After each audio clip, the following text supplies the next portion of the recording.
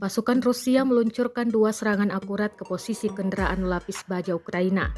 Kendaraan tersebut tampak akan mengangkut tentara Ukraina.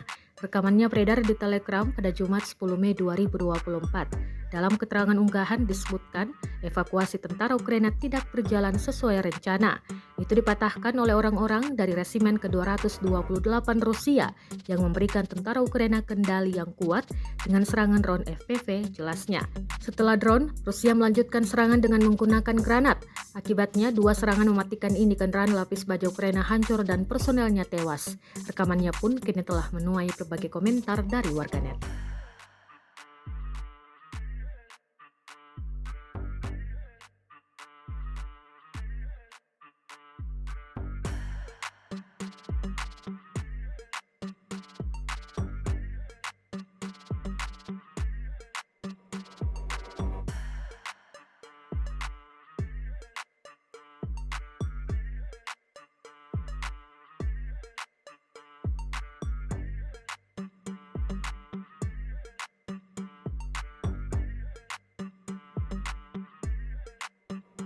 Download Tribun X sekarang, menghadirkan lokal menjadi Indonesia.